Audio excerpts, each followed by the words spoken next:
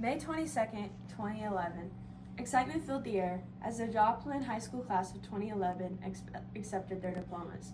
No one in attendance could have imagined that in less than an hour, a lethal tornado would sweep through their community. The Joplin tornado would become one of the most deadliest tornadoes since 1947 and the first to kill more than 100 people since they were first forecasted in 1952. I have watched many documentaries about tornadoes and was interested in learning why the Joplin tornado was so deadly. Today, I will detail the timeline of the tornado. Second, I will describe the physical features of many of the homes in Joplin in relation to the tornadoes. Third, I will describe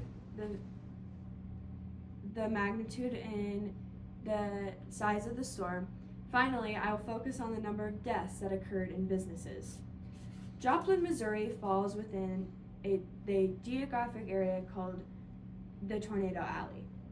This is an area of the United States that sees tornadoes most often. Joplin, on average, is 161% more likely to see tornadoes than elsewhere in the nation, according to Bimal Paul, Michael Simmers.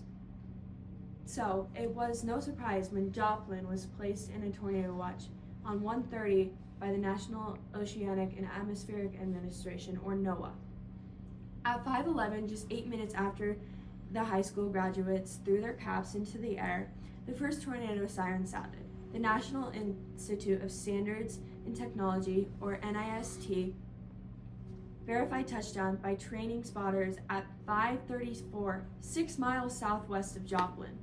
National Weather Service later rated the tornadoes as EF2 to EF4 and on the enhanced Fukuda scale. The enhanced Fukuda scale, or EF scale, is used to classify tornadoes based on wind speeds and damage. The weakest tornadoes are classified as EF0, the strongest as EF5. 4 minutes after the tornado touchdown, it entered Joplin. According to Jonathan Davis, the tornado cut a 6-mile path through Joplin, growing to 3/4 mile wide.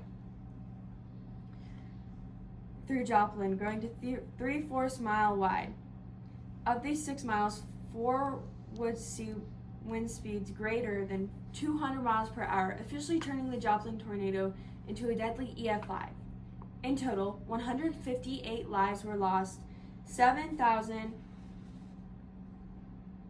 homes were destroyed, and 553 businesses were destroyed, and more than $3 billion in insured damages were reported. There are several factors that play into the large death toll to Joplin.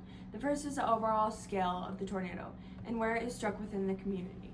According to NIST, the average tornado is only 500 feet, making the Joplin tornado larger than average. 1/4 of Joplin was devastated in rating of the EF4 to EF5 on the EF scale.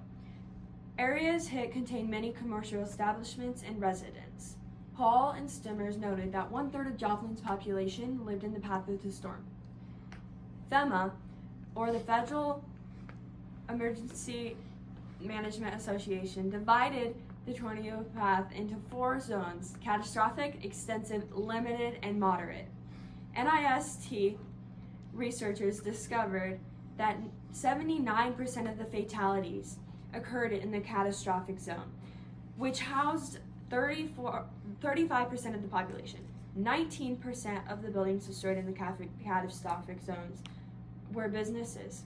It is rare to see a tornado in this magnitude hit an urban area. The NIST revealed that 90% of all tornadoes occur in rural areas, lessening the impact to humans and animals significantly. Also, tornadoes reach an EF4 or EF5 rating are very rare. National Weather Service data collected from 1950 to 2007 shows that only 1.2% of all tornadoes reach these devastating levels.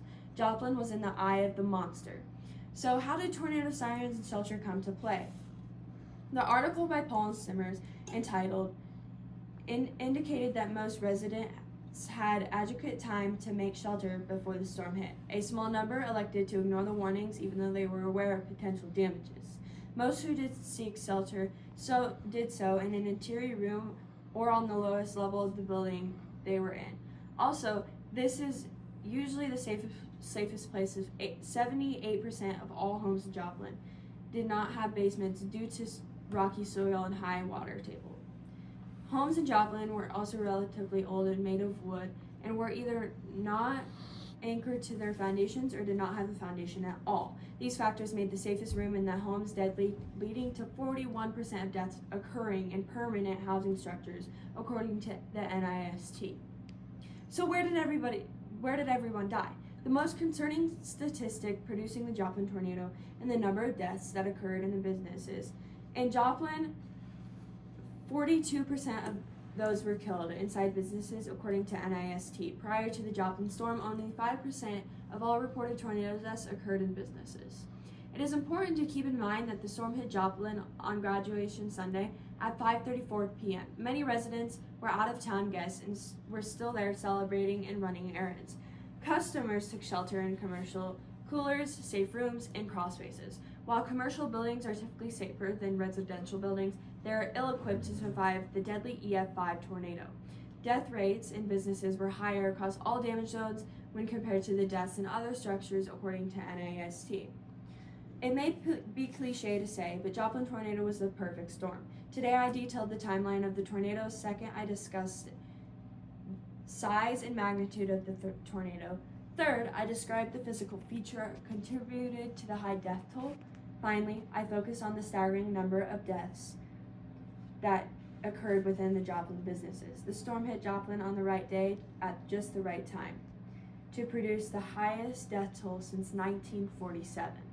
In conclusion, the fact that it was graduation Sunday increased the number of deaths exponentially due to increased number of residents and guests out and about. Additionally, the soil beneath Joplin led to shelters that were inadequate against the strong EF5. All these factors helped make the Joplin tornado the perfect storm.